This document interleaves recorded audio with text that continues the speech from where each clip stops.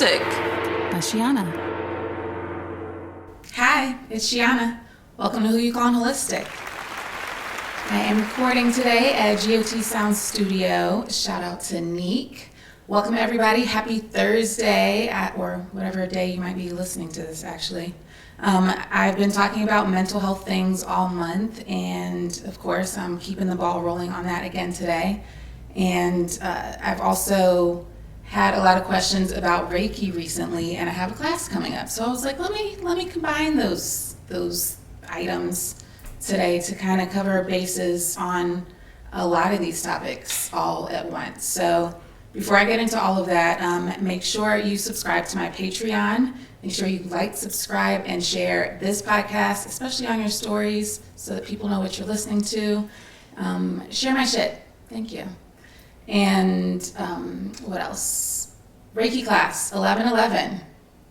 It is going to be in person. It's going to be at Fleur de Lune, which is in downtown Columbia, South Carolina. If you have already taken a Reiki class, you already know you can come to this Reiki class again and get another attunement. I like to share that because you can get more than one attunement, and if you sit in a Reiki class, you're going to learn something new each time, because no class is going to be the same, right? So if you've already taken one of my classes, come through.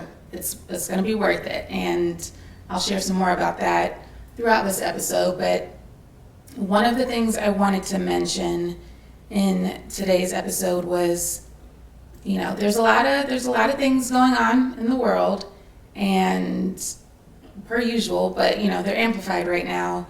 And I know I've spoken a lot about making sure you do things to protect your own peace and to call on protection for yourself and to do what you need to do to be in your own space, your own peace. Like, do what you need to do for that.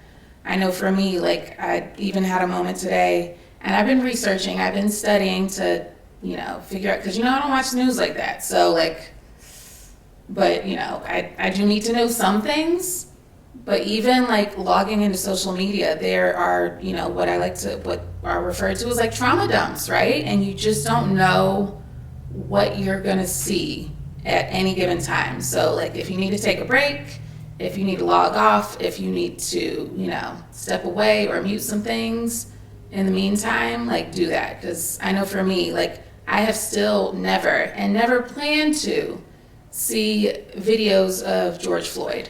Why would I do that to myself? That is trauma on 100. And I know me, I don't need to repeat that. I know enough already about the topic. I know enough about the situation. I don't need the visuals, right? I already have a very vivid imagination. So I know for me, today I logged into Twitter and immediately just trauma after trauma. And somebody even posted it and was stop scrolling and look at this. And I was oh my gosh, I get everybody has their own opinions and their own, emotions on things. But again, if you need to step away, pause on some things, do that. Do what you need to do to protect your peace. But anyway, since one of the last recordings, I know I've been talking a lot about things you can do to, strengthen your mental health and the things that are going to be good in your toolkit especially throughout winter as the nights get dark quicker. It's a good time to have these tools in your toolkit.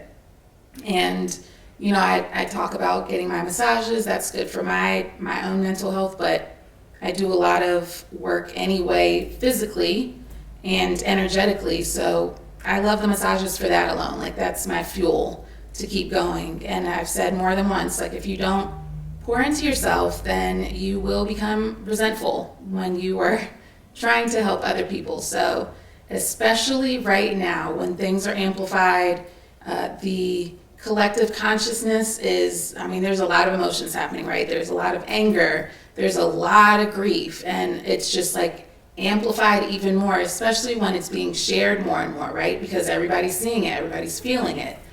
So I'm sharing more and more of these tools for your toolkit to keep going, all right? So that you can still do what you need to do in your own career, especially if you are somebody who takes care of others. Like this stuff, it feels different, right?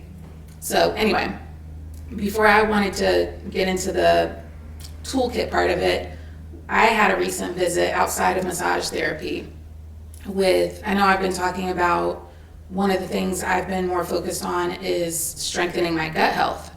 And like I've got the other things, I've got my routines and rituals for the other elements that I need for my self-care, right? But one of the things that I was like, God, like this one is a tough one, or the one that I've, been working on more intentionally because it seemed like too big of a mountain to climb in the moment. But anyway, gut health things. So one of the things I was thinking though is, okay, it's cool to say you want to strengthen your gut health or eat better or whatever. And I'm a firm believer in like, you need to do what's right for you, right? So being a vegan isn't good for everybody. Vegetarian isn't good for everybody. But like, how do you figure out that baseline, right? That was my questioning with it. And I know there's all kinds of things you can do. You can even order like kits on Amazon for different food sensitivities, or I think even environmental sensitivities. I know you can go to the doctor and get those things as well. I've shared my story more than once about all of the allergy testing I had years ago, and learning I was like completely allergic to South Carolina, or like just outside in South Carolina. But I never had any sort of like food sensitivity testing done. So it was one thing to say like, hey, I'd like to strengthen my gut health, but also what does that look like? Like, where do I begin? Because I can be eating this one item and, especially with ADHD things, we get in this routine of like, well, I know for my version of it, there's moments where I get in a routine of eating something and it could be like really, really good for me. And it's familiar, it's easy, it's a go-to, but also if that's something that isn't good for me, if that is some food sensitivity I may have, then perhaps I need to eliminate that, right? So I went to see a practitioner who does chiropractic work, applied kinesiology, what else? Acupuncture, emotion code. I gotta have an emotion code person on here at some point. I've thought about learning emotion code. That's a whole nother, it's an interesting thing. He does all kinds of other things, right? And this is somebody that like I've sent a lot of my clients to, I've sent a lot of friends to, based off of just like knowing that he knows his shit. Like I know some other people that see him already, so I was like, let me send these other people that I know are going to benefit from him, because sometimes there's just a knowing, right, with who your people are and who can help take care of you. And so I've sent many clients his way, but I hadn't personally seen him yet. So I went to see him and discussed like food sensitivity things and wanting to revamp some of that, but not knowing I didn't have a baseline. So he actually did throughout the treatment, because again, he does chiropractic care. So the adjustment was like the very last razzle dazzle at the end of the session. But throughout the session, he did a lot of muscle testing, which I kind of chuckled at because I spoke about muscle testing on this podcast like way, way long ago. I feel like it might have been like the episode is called Cheat Codes. I remember that. And I had a lot of people like say or share that they had tried out muscle testing, and I had some other people mention that other people that they knew swore by it. So like it is still a thing, I guess. I just didn't do it myself. So again, it's like we know these things, we have these skills, and we forget how to tap into them sometimes. But see, I'm guilty of it too at times. But anyway, so he did a lot of muscle testing throughout the session, and he gave me a list of the items that I'm sensitive to, and I was like, oh, all right, so I got to revamp a whole lot more than I thought I needed to revamp.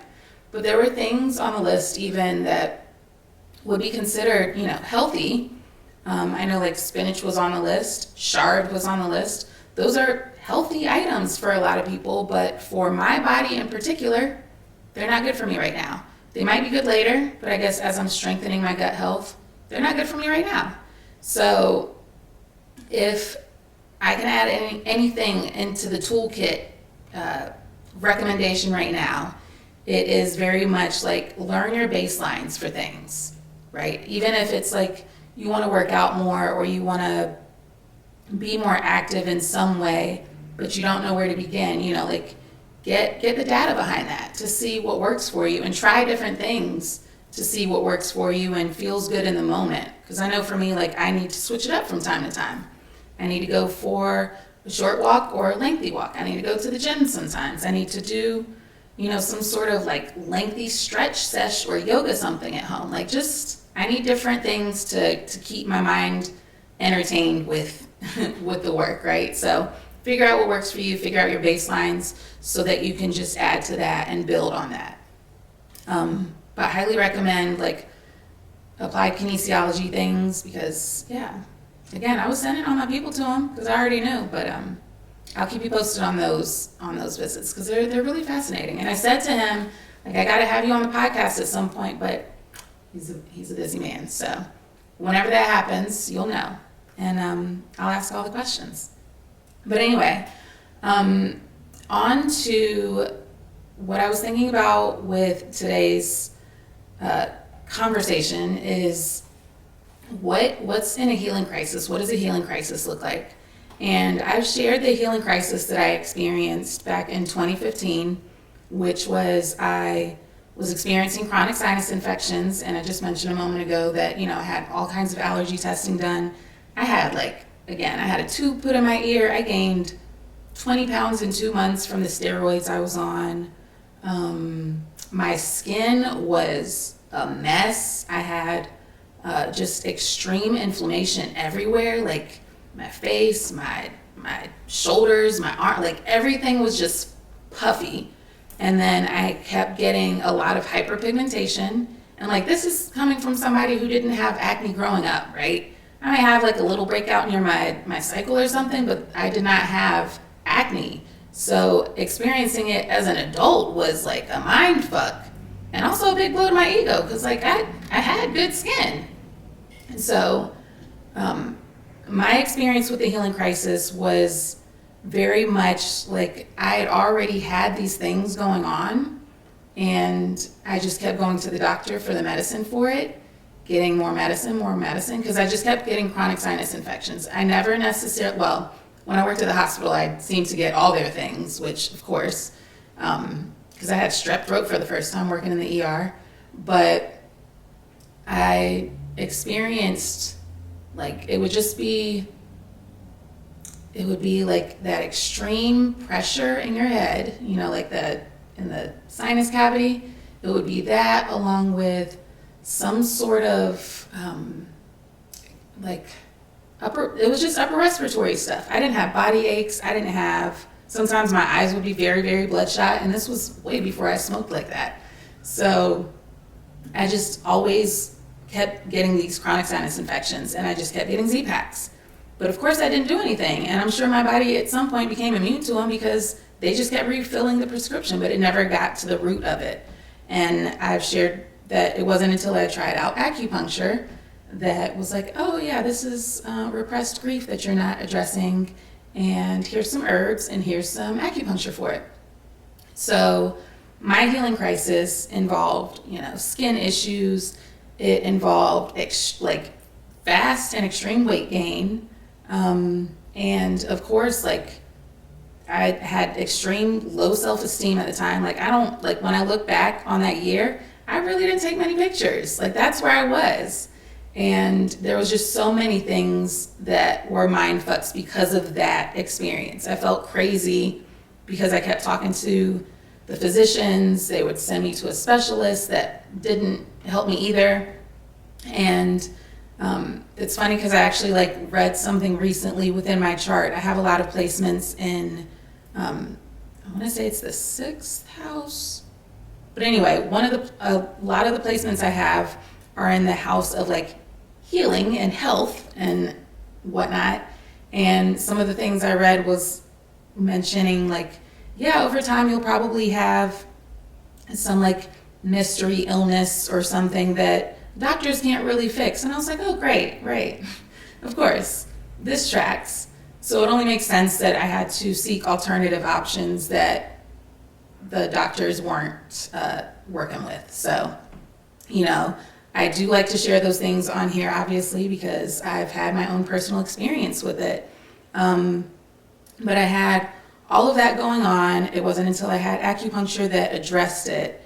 And then later, I finally felt like I had more awareness about my own body and how my mind, body, and spirit were all connected more, and like the emotions that may cause what I was going through on a physical level. And so obviously that helped me treat my clients differently and a little better too, because I was more compassionate and empathetic to what they were going through. So that was even before I took up Reiki, right? And then once I learned Reiki, I was addressing grief again. And because again, you can do self-Reiki treatments.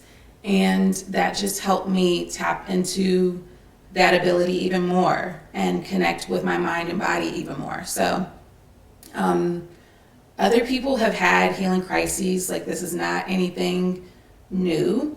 I'm sure, like, if you're listening, you may have even had this experience, or at least a family member. But what I'm pointing out is, like, the healing crisis was a crisis because I was ignoring the other shit, right? I just kept going to the doctor for these sinus infections and getting these Z-Packs that didn't work. And I was just relying on that one option. So, there's whispers, right? There are whispers before the scream. That sounds like some shit Shiana says. And I just keep that in mind. So some of the healing crisis symptoms can be flu-like symptoms. And I know whenever I was in massage school, we even discussed what a healing crisis might be, because some people, they have had trauma over time, or it could have been, some sort of sexual trauma. So being touched, even if it's in a safe environment with a massage, can be a trigger, right? And that may produce a healing crisis of some sort. So I already mentioned the skin issues that I had in particular. That's a symptom. Flu-like symptoms, and digestive changes. I think I've shared before on here. If not, I had a Reiki client at some point, or this has happened more than once actually. I'm sorry. And I've had a Reiki client that had emotions that were just stuck. They didn't want to feel them. They probably buried them deep down inside. I'm familiar with that. I am a Capricorn. We like to compartmentalize. I get it.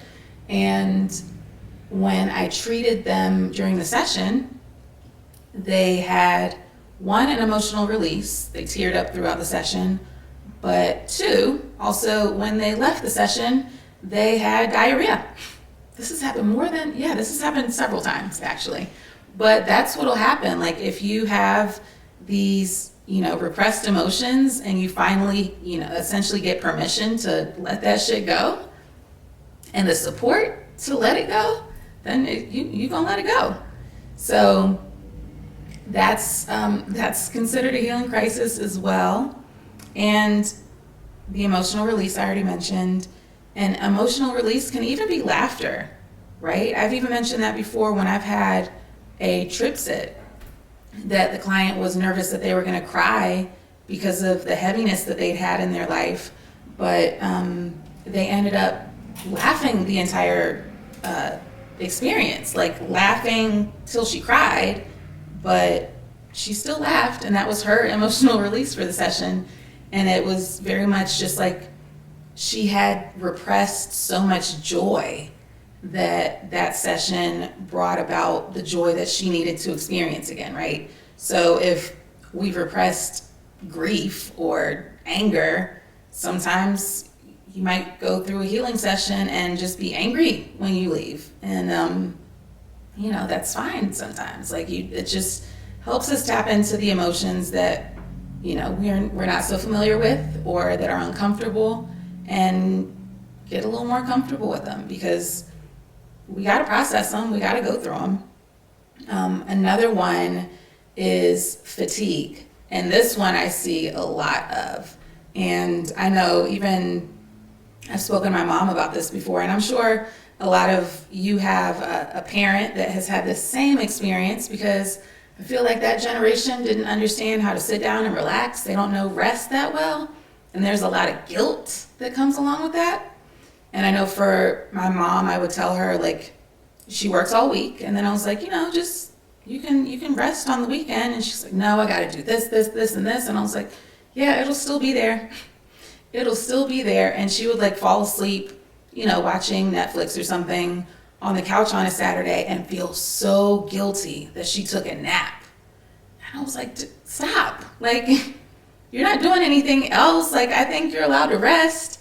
And that's the thing that people often forget when they finally get into this space where they're not necessarily in that fight or flight mode. They're not working off of survival, that they get into a more comfortable state of rest. And there's almost like this fight, this battle with that, and that guilt of feeling that it's not okay to rest because you're working in your mind in that survival mode still, right? But it is okay. It is okay to rest. And, if you're having a healing crisis and you're experiencing fatigue, it's more than likely because you've been on go for so long. And if you haven't like physically been on go, emotionally or energetically, like your nerves have been or are, right? So the fatigue is kind of like, bitch, sit down. You can rest a little longer. Just sit down, chill out. And I've seen it more. It's even after like a Reiki session, sometimes people they'll be tired or whatever, but then they're just like, and I think sometimes that also depends on the moon cycles too, right? Because I know for me, as when new moons are around, I don't sleep. So I have fatigue around then anyway. But there's times that a client leaves and they're just like, yeah, I needed extra sleep for several days after. And I'm like, yeah, like your body is recalibrating and, processing the shit that it went through. And it's just trying to tell you to lay low, chill out for a little bit while it does its thing, right? So with me having a Reiki class coming up, 11/11, I wanted to go over some of the frequently asked questions that I get, because Reiki helped me so much within my own healing crisis. And I've helped a lot of other people with their healing crises. And I do like to point out, I've even said this probably episode 1, that this is not a cure-all. This is not going to do all the things for you, but it is a good tool for your toolkit, and it's also just a very good resource to access because it's everywhere and you can do it on everything. I like to say I Reiki all the things. And there's just so, and again, like even if you have questions after this, please reach out, ask me all the questions. A lot of, especially in the South, a lot of the things that we fear, we just don't know enough about. And I like to provide more clarity if I can with this and with a lot of the work that I do, because a lot of it is considered hidden knowledge or, occult wisdom. And I want y'all to know what you need to know. So let's see, where do I begin? I have these questions all over the place, but I think I did it okay. So we can get into the history. We can brief things. It was developed in Japan by Usui, and that is the one that I teach, is traditional Usui Reiki.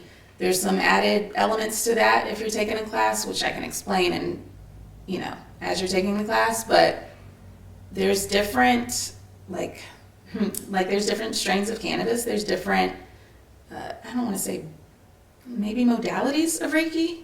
I almost said brands. It's not quite brands. So I teach and I practice traditional Usui Reiki. There's also Karuna Reiki. There's Holy Fire Reiki.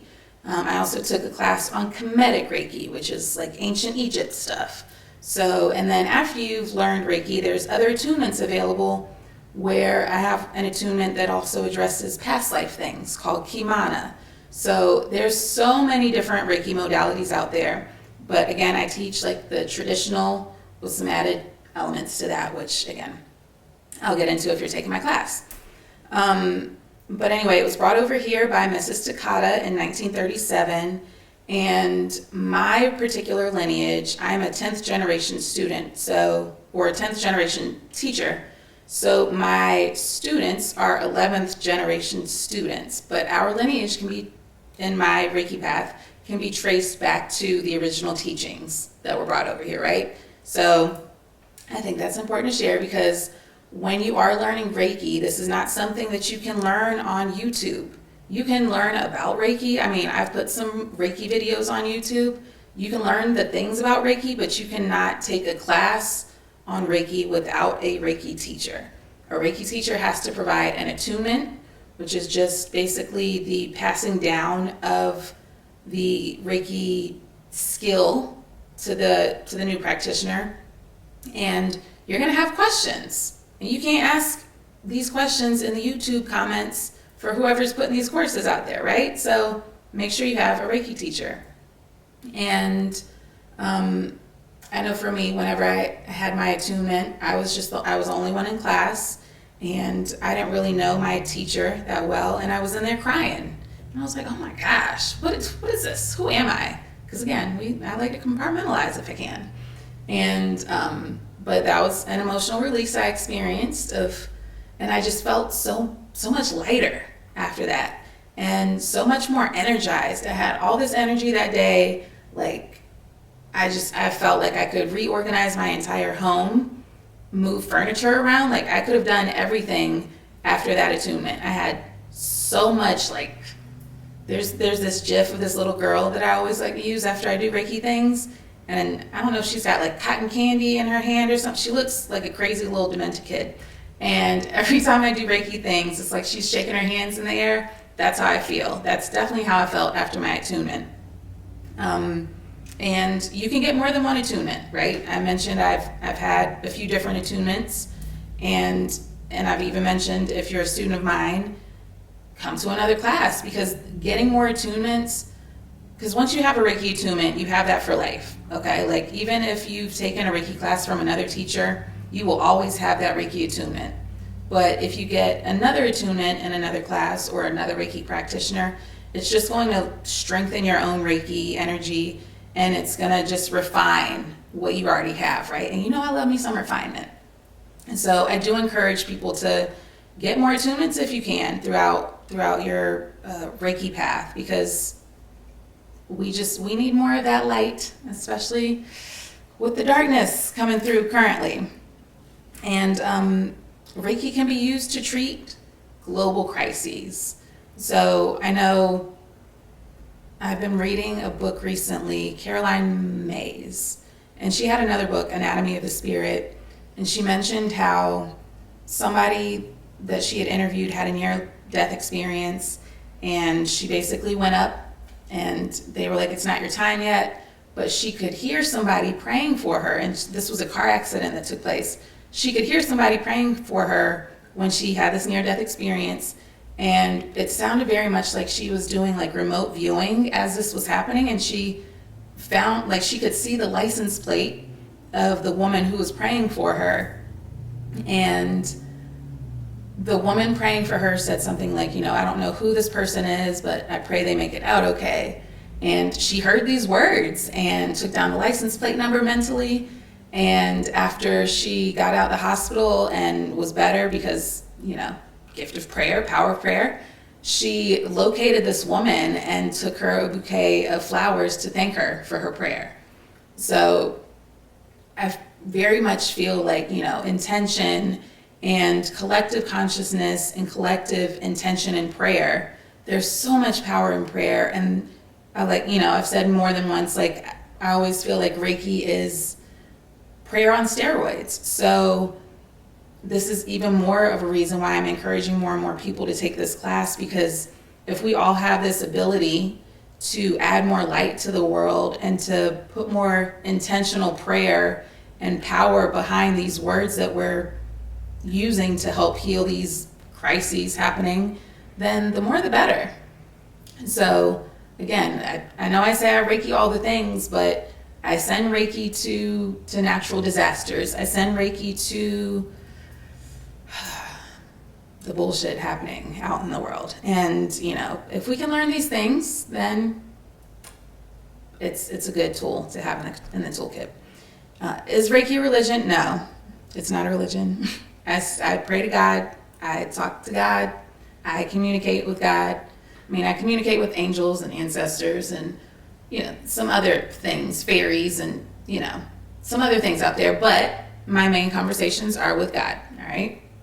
And there's a book on this, on Reiki and Christianity out there. It's on Amazon if that is something you want to explore. But I feel like a lot of my listeners don't really care about the religious element of the thing. So, but if you want to take that route, you can. What else? Oh, okay.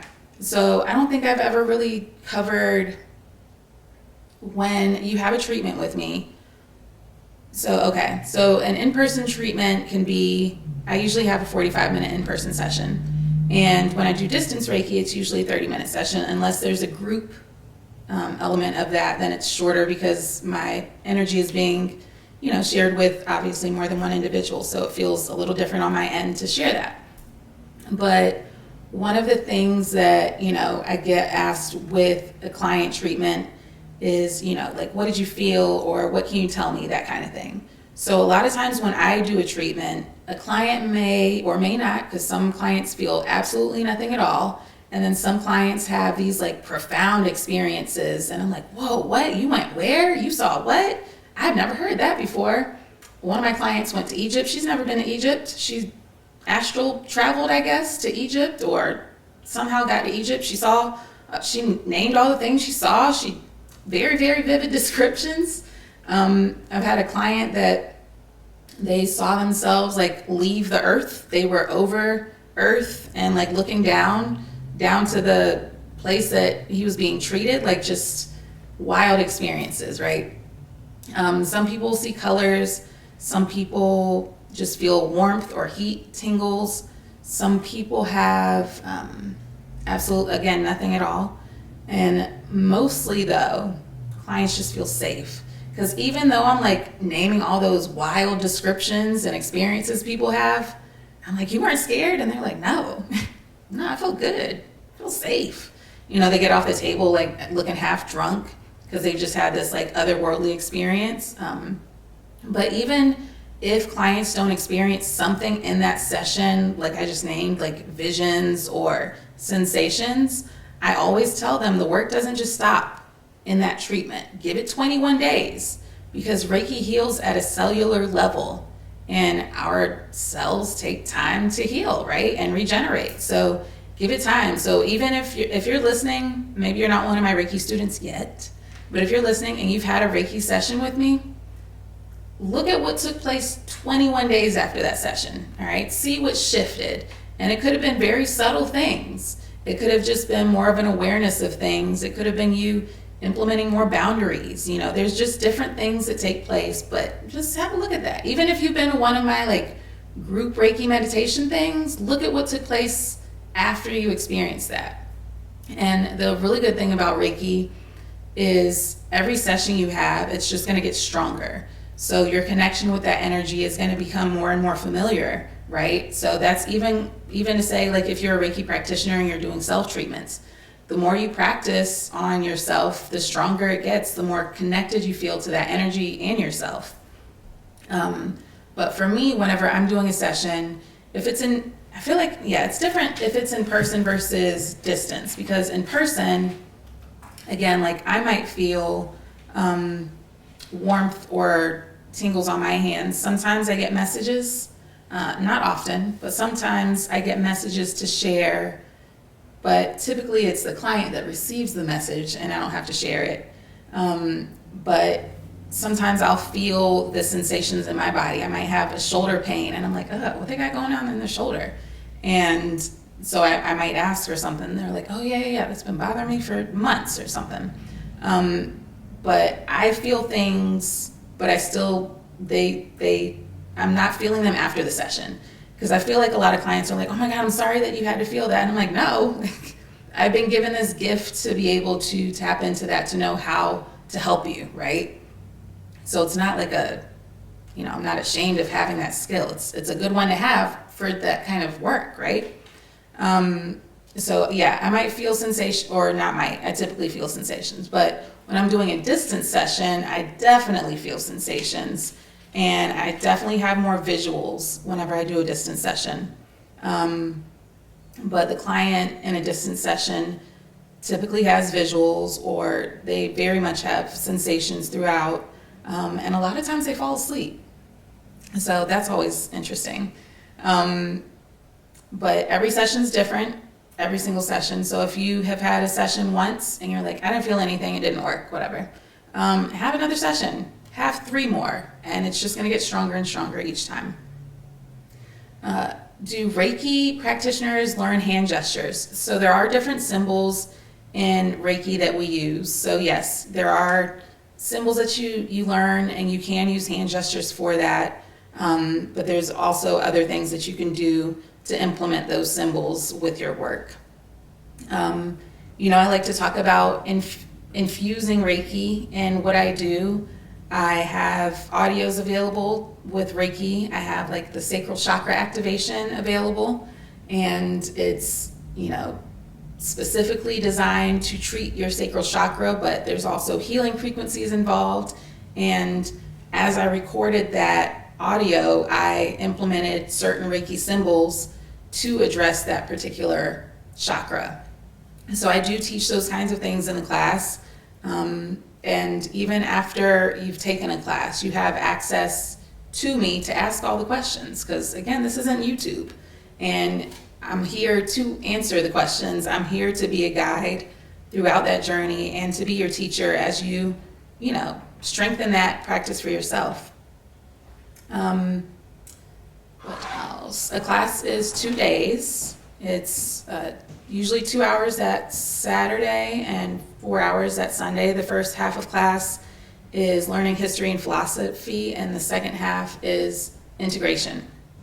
And then one of the things I do like to point out is, when it comes to like who should learn Reiki, a lot of the students that I've had aren't necessarily body workers. They're not necessarily massaging clients. A lot of them are caregivers of some sort, which I think is really important, because I really feel like Reiki gives you that added protection and that added element of light to your body to help you with your work even more. And a lot of the clients I also get are, highly sensitive beings, or those who identify as empaths. They have these gifts that they don't really know how to harness, and they just want more support and more help with that. And that's where I was for my own journey. Like I said, I didn't realize I was carrying the grief I was carrying, and that could have been from childhood, because I had, my father passed when I was growing up, so there was like trauma on top of trauma that was never really addressed. And so those who take care of others, those who are like highly sensitive, and those especially with gifts that they just don't know what to do with them. I really feel like Reiki helps nourish and nurture those your superpowers that I've spoken of, your clairs, your clairvoyance, your clairsentience, whatever your clairs may be. I feel like Reiki helps strengthen those and helps you get more comfortable with them. And another question I got was, do students get discounts on services once they've taken one of my classes? And I have done Reiki shares before. When I do a Reiki share, it's basically anybody can participate that has practiced Reiki. You don't even have to be a student of mine. And we all send Reiki to one another, right? So that is a free thing. It's a Reiki share, it's free. But as far as like other things that I may have, when I have different events, like I have an event at the Salt Cave where I'm doing Reiki and sound healing in that, but I don't offer discounts for the Reiki students on that, because y'all, when you learn Reiki from me, You can Reiki yourself. You can do self-treatments. You can help other people with Reiki, but even if you decide not to help any other body, even if you decide not to help anybody else with this skill that you have, you can do self-treatment all the time.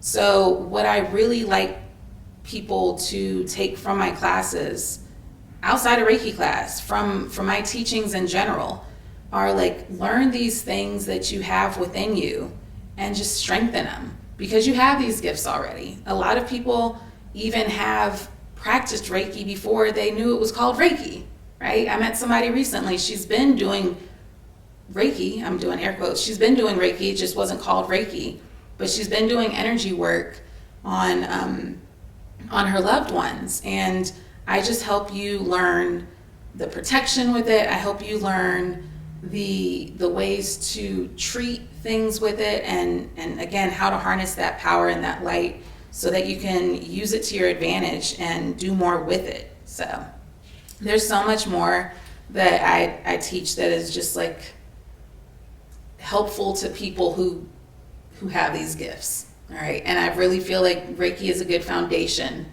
for a lot of that. So again, 11/11, make sure you take the class. This is the last in-person class I'm having this year. Again, you see what the fuck's going on outside, and I really feel like it's a good time to learn this skill, this superpower, as I like to call it. But it's just going to help raise the vibrations, raise the collective consciousness, and really help us heal within ourselves. And the more we help ourselves heal, the more we can help others, and the more we can help the world. That sounds really extravagant and dramatic, but like it's real, okay? So please reach out again if you have any other questions. You know, I love to say, ask all the questions. You can email me, or you can shoot me a DM on Instagram. And yeah, that is it for today. Tune in every Thursday. I am here with or without guests. I'm good here by myself too, though, because y'all love to listen to me, so I appreciate it. I appreciate you all for your support. I really do. Thank you for rocking with me, and I will see you next time. Bye. Thanks for tuning in to Who You Callin' Holistic. Be sure to like, subscribe, and share. You can find me and all my services on Sheanah.com. That's SHEANAH.